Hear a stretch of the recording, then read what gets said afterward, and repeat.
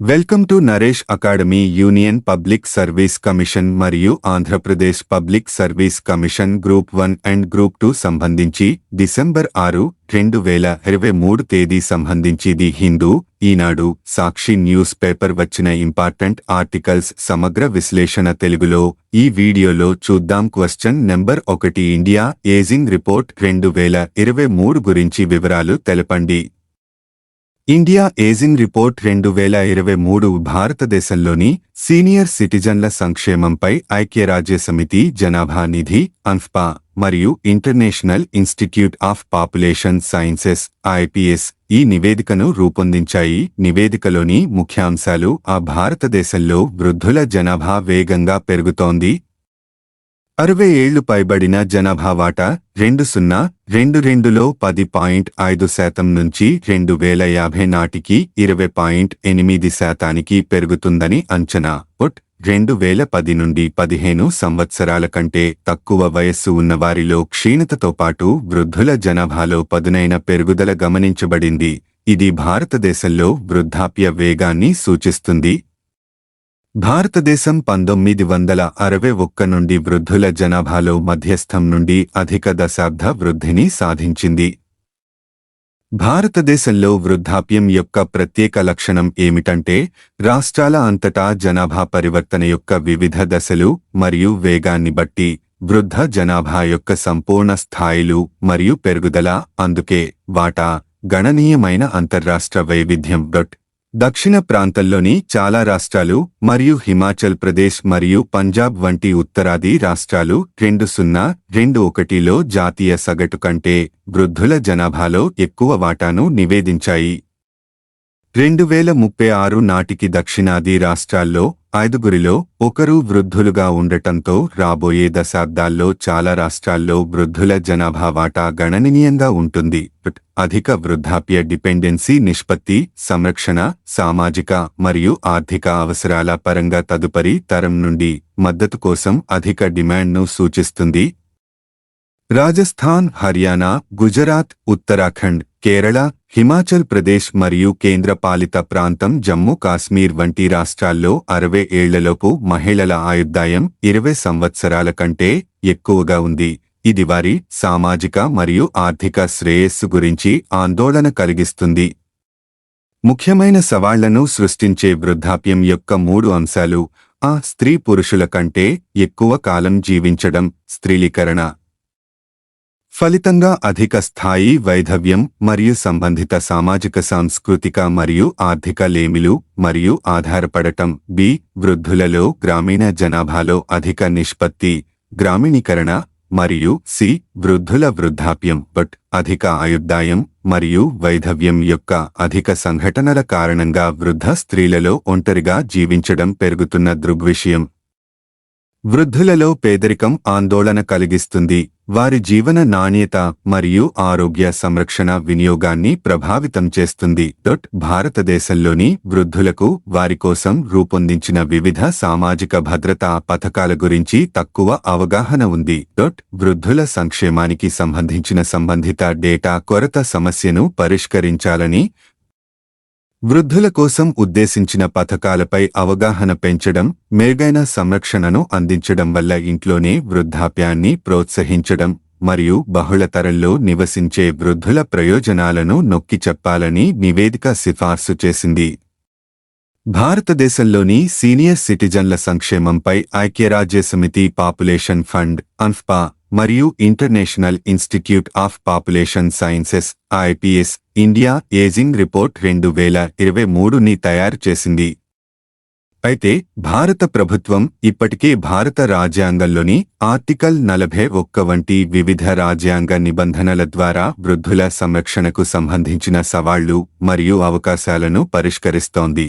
తల్లిదండ్రులు మరియు సీనియర్ సిటిజన్ల నిర్వహణ మరియు సంక్షేమ చట్టం 2007 వంటి చట్టాల ద్వారా విధానాలు, వృద్ధులపై జాతీయ విధానం 1999, అటల్ వయో అభ్యుదయ్ యోజన, ఇందిరా గాంధీ జాతీయ వృద్ధాప్య పెన్షన్ పథకం, Atal pension Yojana, senior citizens savings scheme వంటి పథకాలు మరియు కార్యక్రమాలు భారత ప్రభుత్వం తన పథకాలు మరియు కార్యక్రమాల ద్వారా ప్రభుత్వేతర స్వచ్ఛంద సంస్థలు, ప్రాంతీయ వనరుల శిక్షణా కేంద్రాలు మరియు నేషనల్ ఇన్స్టిట్యూట్ ఆఫ్ సోషల్ డిఫెన్స్తో తన కార్యక్రమాలను అమలు చేయడం కోసం సామర్థ్య నిర్మాణంతో సహకరిస్తోంది. కంపెనీల చట్టం 2013లోని సెక్షన్ 135లోని నిబంధనల ప్రకారం కార్పొరేట్ సోషల్ రెస్పాన్సిబిలిటీ ద్వారా వృద్ధుల సంక్షేమ రంగంలో పనిచేసేందుకు ప్రైవేట్ రంగం ఇప్పటికే సదుపాయాన్ని కలిగి ఉంది. ఈరోజు లోక్సభలో ఒక ప్రశ్నకు సామాజిక న్యాయం మరియు సాధికారత శాఖ సహాయ మంత్రి సుశ్రీ ప్రతిమా భౌమిక్ లిఖితపూర్వక సమాధానంలో ఈ సమాచారం అందించారు. క్వశ్చన్ నెంబర్ 2 ప్రధానమంత్రి ఆదర్శ్ గ్రామ యోజన గురించి వివరాలు తెలపండి. ఇది 2009 నుంచి 10 వరకు నుండి అమలు చేయబడిన కేంద్ర ప్రాయోజిత పథకం. ఇది షెడ్యూల్డ్ కులాల ఎస్సీ మెజారిటీ గ్రామాల సమగ్ర అభివృద్ధిని లక్ష్యంగా చేసుకుంది. FY 2021 నుంచి 22 వరకు నుండి ఈ పథకం మరో 2 పథకాలతో విలీనం చేయబడింది మరియు ఈ 3 పూర్వపు పథకాలు ప్రధానమంత్రి అనుసూచిత జాతి అభ్యుదయ్ యోజన PMJ అనే ఏకీకృత పథకం యొక్క భాగాలుగా అమలు చేయబడుతున్నాయి. మొత్తం జనాభా కనీసం 500 మంది మరియు 40% కంటే ఎక్కువ ఎస్సీ జనాభా ఉన్న గ్రామాలు వారి ఎస్సీ జనాభా యొక్క అవరోహణ క్రమంలో ఎంపికకు అర్హులు. ఈ పథకం సామాజిక న్యాయం మరియు సాధికారత మంత్రిత్వ శాఖ క్రింద ఉంది. పథకం యొక్క ఆదర్శ్ గ్రామ్ కాంపోనెంట్ కింద పనిని మంజూరు చేసే నిబంధన లేదు. అయితే కేంద్ర ప్రభుత్వం కొత్తగా ఎంపిక చేసిన గ్రామాలకు ప్రతి గ్రామానికి 21 లక్షల రూపాయలు అందించబడుతుంది. ఇది గుర్తించబడిన ఖాళీల ప్రకారం ఉపయోగించబడుతుంది. జిల్లా స్థాయి కన్వర్జెన్స్ కమిటీ DLCC ద్వారా గ్రామ అభివృద్ధి ప్రణాళిక VT రూపొందించబడింది మరియు ఆమోదించబడింది. Question number 3 urban planning and development పై ఇండియా ఇన్ఫ్రాస్ట్రక్చర్ రిపోర్ట్ 2023 విడుదలైంది. వివరాలు తెలపండి. వివరాలు అర్బన్ ప్లానింగ్ అండ్ డెవలప్మెంట్ పై ఇండియా ఇన్ఫ్రాస్ట్రక్చర్ రిపోర్ట్ 2023ని డిసెంబర్ 4, 2023న భారత మాజీ ఉపరాష్ట్రపతి శ్రీ వెంకయ్య నాయుడు విడుదల చేశారు. వీరు ముఖ్య అతిథిగా వాస్తవంగా మిస్టర్ అమితాబ్ పంత్తో పాటు భారతదేశానికి చెందిన G20 షెర్పా మరియు మాజీ CEO. నీతి ఆయోగ్ ఇండియా ఇన్ఫ్రాస్ట్రక్చర్ రిపోర్ట్ 2023 అనేది ఈఫ్క్ foundation, infrastructure development corporation Karnataka limited IDECK మరియు national institute of urban affairs NIUE యొక్క సహకార ప్రయత్నం. 2001లో ఈఫ్క్ ఫౌండేషన్ ప్రారంభించిన ప్రశంసలు పొందిన ఇండియా ఇన్ఫ్రాస్ట్రక్చర్ రిపోర్ట్ IIR సిరీస్లో ఈ నివేదిక ఒక ముఖ్యమైన మైలురాయి. IIR 2023 గురించి ఇండియా ఇన్ఫ్రాస్ట్రక్చర్ రిపోర్ట్ IIR 2023 భారతదేశంలోని ప్రస్తుత పట్టణ అభివృద్ధి స్థితిపై పట్టణ అభివృద్ధి మరియు విధాన పర్యావరణ వ్యవస్థలో ప్రముఖ పేర్లతో 25 అధ్యాయాలను కలిగి ఉంది. ఈ వార్షిక ప్రచురణ అవస్థాపన అభివృద్ధికి సంబంధించిన సమకాలీన ఇతివృత్తాలకు సంబంధించిన చట్టపరమైన, ఆర్థిక, నియంత్రణ, సాంకేతిక, సామాజిక మరియు సంభావిత అంశాలను గుర్తించడంలో మరియు విశ్లేషించడంలో కీలకంగా ఉంది. ఇది పట్టణ విధానాన్ని రూపొందించడంలో పాలుపంచుకునే వారికి, అలాగే విధాన రూపకర్తలు, పెట్టుబడిదారులు, విద్యావేత్తలు, ఫైనాన్షియర్లు మరియు బహుపాక్షిక ఏజెన్సీల వంటి భారతదేశ మౌలిక సదుపాయాలు మరియు పట్టణీకరణ అభివృద్ధిపై ఆసక్తి ఉన్నవారికి ఇది అమూల్యమైన వనరుగా మారుతుంది. ఇండియా ఇన్ఫ్రాస్ట్రక్చర్ రిపోర్ట్ 2023 యొక్క ముఖ్యాంశాలు. భారతదేశ పట్టణ ప్రకృతి దృశ్యాన్ని రూపొందించడంలో డిజిటల్ సాంకేతికత యొక్క పరివర్తన సంభావ్యతపై స్పాట్లైట్. ఫోకస్ ఏరియాలలో స్మార్ట్ సిటీస్ భావన మరియు పనితీరు ర్యాంకింగ్ ప్రమాణాల ప్రాముఖ్యత ఉన్నాయి. ప్రభుత్వ ప్రైవేట్ భాగస్వామ్యాలు పట్టణ స్థానిక సంస్థల ఆర్థిక సుస్థిరత మరియు శక్తివంతమైన ఫైనాన్సింగ్ సాధనాలుగా మునిసిపల్ బాండ్ల సమర్థతపై ప్రత్యేక దృష్టితో పట్టణ అభివృద్ధి యొక్క ఆర్థిక పరిమాణాల పరిశీలన. భారతదేశంలో రవాణా ఆధారిత అభివృద్ధి, సమర్థవంతమైన పట్టణ వస్తువుల తరలింపు మరియు నేల స్థలం మరియు భూమి ధరల నియంత్రణ ద్వారా సమర్థవంతమైన పట్టణ పాలనలో కీలకమైన భాగాలుగా పట్టణ రవాణా ప్రణాళిక మరియు పట్టణ పునరాభివృద్ధి. ఈఫ్క్ ఫౌండేషన్ అనేది లాభాపేక్ష లేని సంస్థ, సామాజిక మౌలిక సదుపాయాలలో దాతృత్వ కార్యక్రమాలపై పనిచేస్తోంది. దాని అభివృద్ధి ఎజెండాలో భాగంగా ఈఫ్క్ ఫౌండేషన్ మౌలిక సదుపాయాల రంగాల స్పెక్ట్రం అంతటా కేంద్రీకృత పరిశోధన, విధాన న్యాయవాద మరియు సామర్థ్య నిర్మాణాన్ని కూడా నిర్వహిస్తుంది. ఇది గతంలో వివిధ ప్రచురణలు మరియు పరిశోధనా పత్రాలను తీసుకువచ్చింది. ఇది భారతీయ సందర్భంలో మౌలిక సదుపాయాల అభివృద్ధికి సరికొత్త దృక్కోణాలు మరియు ఫ్రేమ్వర్క్లను అందించడానికి వేదికను అందిస్తుంది. Infrastructure development corporation Karnataka limited IDECK గురించి. ఐడెక్ కర్ణాటక ప్రభుత్వం, ఈఫ్క్ ఫౌండేషన్ మరియు హెచ్డిఎఫ్సి యొక్క జాయింట్ వెంచర్గా 2000లో స్థాపించబడింది. ఐడెక్ ముఖ్యంగా ప్రభుత్వ ప్రైవేట్ భాగస్వామ్యం ద్వారా బాగా ప్రణాళికాబద్ధమైన, స్థిరమైన మౌలిక సదుపాయాల ప్రాజెక్టులను ఉత్ప్రేరకపరచడంపై దృష్టి పెడుతుంది. దాని ప్రారంభం నుండి ఐడెక్ దేశంలో మరియు విదేశాలలో 800 పైగా ప్రాజెక్టుల అభివృద్ధిలో చురుకుగా పాల్గొనడం ద్వారా మౌలిక సదుపాయాల రంగాలలో గొప్ప మరియు విభిన్న అనుభవాన్ని పొందింది. ఈఫ్క్ ఫౌండేషన్ మరియు ఐకాప్ ట్రస్ట్ లోని నిపుణత నివాసితులను పరిశోధన మరియు సామర్థ్య నిర్మాణ కార్యకలాపాల కోసం ఉపయోగించుకుంటున్నాయి. National institute of urban affairs NIUA గురించి. 1976లో స్థాపించబడిన national institute of urban affairs NIUA పట్టణీకరణకు సంబంధించిన సమస్యలపై పరిశోధన మరియు అభ్యాసాల మధ్య అంతరాన్ని తగ్గించడంతో పాటు దేశంలోని పట్టణ సవాళ్లను పరిష్కరించడానికి మార్గాలు మరియు యంత్రాంగాలను సూచిస్తోంది. గృహ నిర్మాణం మరియు పట్టణ వ్యవహారాల మంత్రిత్వ శాఖ పరిధిలోని కేంద్ర స్వయంప్రతిపత్త సంస్థ. ఇది జాతీయ థింక్ ట్యాంక్, అత్యాధునిక బహుళ క్రమశిక్షణ పరిశోధన, విజ్ఞాన మార్పిడి మరియు సామర్థ్య అభివృద్ధి, విధాన ప్రణాళిక మరియు పట్టణ అభివృద్ధి డొమైన్లో న్యాయవాదం. క్వశ్చన్ నెంబర్ 4 కెన్యాకు రూపాయలు 2084 కోట్ల రుణం. ప్రధాని మోదీ ప్రకటన. 5 ఒప్పందాలపై సంతకాలు గురించి తెలపండి. వ్యవసాయ రంగ ఆధునికీకరణకు గాను కెన్యాకు 2084 కోట్ల రూపాయలు $250 మిలియన్ సమకూర్చాలని భారత్ నిర్ణయం తీసుకున్నట్లు ప్రధానమంత్రి నరేంద్ర మోదీ మంగళవారం ప్రకటించారు. ముందుగా నిర్ణయించిన రుణ పరిమితి, లైన్ ఆఫ్ క్రెడిట్ కింద ఈ మొత్తాన్ని ఇస్తున్నట్లు వివరించారు. భారత పర్యటనలో ఉన్న కెన్యా అధ్యక్షుడు విలియం సమోయి రూటోతో జరిపిన విస్తృత చర్చల అనంతరం ప్రధాని ఈ ప్రకటన చేశారు. ఇరు దేశాల మధ్య సంబంధాల విస్తరణ లక్ష్యంతో 3 రోజుల పర్యటన నిమిత్తం రూటో సోమవారం భారత్కు చేరుకున్నారు. భారత్ తన విదేశీ విధానంలో భాగంగా ఆఫ్రికాకు ఎప్పుడూ పెద్దపీట వేస్తూ వచ్చింది. గత దశాబ్దకాలంగా ఈ బంధం మరింత పటిష్టమైంది. అధ్యక్షుడు రూటో పర్యటన ద్వైపాక్షిక సంబంధాలను బలోపేతం చేయడమే కాకుండా ఆఫ్రికాతో మన స్నేహానికి కొత్త ఊపు తెస్తుందని నేను విశ్వసిస్తున్నా అని మోదీ తన ప్రకటనలో పేర్కొన్నారు.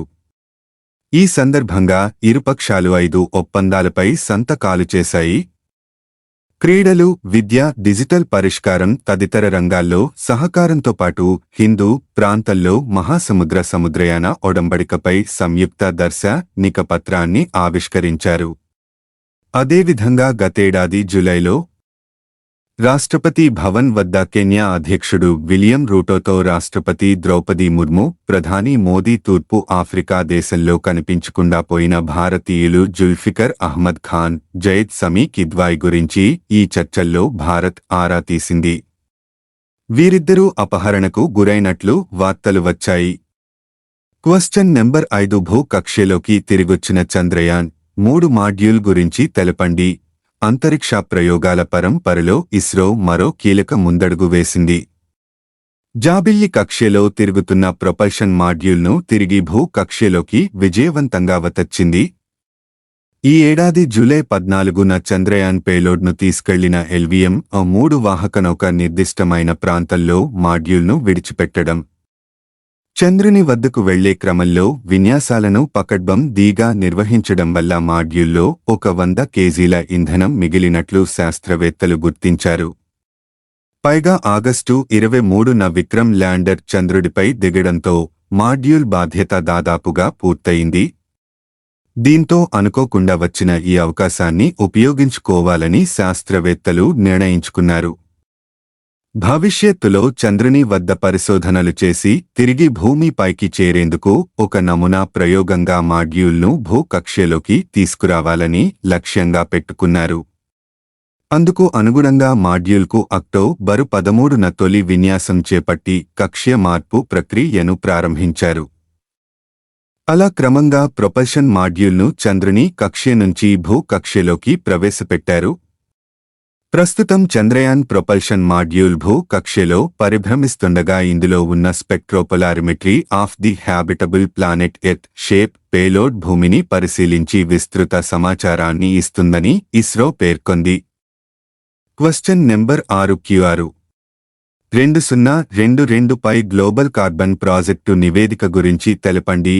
కార్బన్ డయాక్సైడ్ CO2 వెలువరించడంలో భారతదేశ సగటు 5% మేర పెరిగినా అది ప్రపంచ సరాసరిలో సగం కంటే తక్కువేనని అంతర్జాతీయ శాస్త్రవేత్తల బృందంతో కూడిన గ్లోబల్ కార్బన్ ప్రాజెక్టు తేల్చింది. వాతావరణ మార్పులపై దుబాయ్లో జరుగుతున్న COP28 సదస్సు నేపథ్యంలో తాజా నివేదిక మంగళవారం విడుదలైంది. దీని ప్రకారం అమెరికాలో ప్రతి పౌరుడి వల్ల సగటు CO2 ఉద్గారాలు 14.9 టన్నులుగా తేలింది. ఇది ప్రపంచంలోనే అత్యధికం. తర్వాతి స్థానాల్లో రష్యా 11.4, జపాన్ 8.5, చైనా 8, ఐరోపా సమాఖ్య 6.2 టన్నులు ఉన్నాయి. ప్రపంచవ్యాప్త సగటు 4.7 టన్నులు. భారత్లో ఇది 2 టన్నులు. పారిశ్రామిక విప్లవం మొదలైనప్పటి నుంచి CO2 వెలువరించడంలో అమెరికాయే ప్రథమ స్థానంలో ఉంది. 1850-2022 మధ్య అమెరికా నుంచి వెలువడిన CO2 115 గిగాటన్నులు. ఇది మొత్తం ప్రపంచ ఉద్గారాల్లో 24%. భారత్ నుంచి వెలువడినవి 15 గిగాటన్నులు. ప్రపంచంలో ఇది కేవలం 3%. 2022 వరకు విడిగా చూస్తే ప్రపంచంలో చైనా 31%, అమెరికా 14%, ల తర్వాతి స్థానంలో భారత్ 8% నిలుస్తుంది. భారత్లో కర్బన ఉద్గారాల్లో బొగ్గుది 9.5% వాటా కాగా సిమెంటుది 8.8%. ఈ ఏడాది చివరికి ప్రపంచం మొత్తం నుంచి 3680 కోట్ల టన్నుల CO వెలువడుతుందని అంచనా. 2030 నాటికి ఉద్గారాలను 43% మేర తగ్గించడంపై COP సదస్సులో ప్రధానంగా చర్చలు జరుగుతున్నాయి.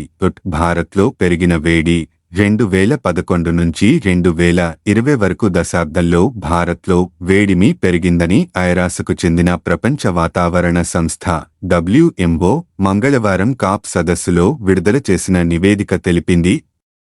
పసిఫిక్ మహాసముద్రంలో జలాలు వేడెక్కడం, చల్లబడడం కూడా అసాధారణ స్థాయిలో ఉన్నట్లు ఈ నివేదిక గుర్తించింది. 2023 అత్యంత వేడి సంవత్సరంగా పేర్కొంది. బాగా చల్లగా ఉండే రోజులు 1961 నుంచి 90 వరకు మధ్య కాలంతో పోలిస్తే 2011 నుంచి 20 వరకు మధ్య 40% తక్కువ అని తెలిపింది.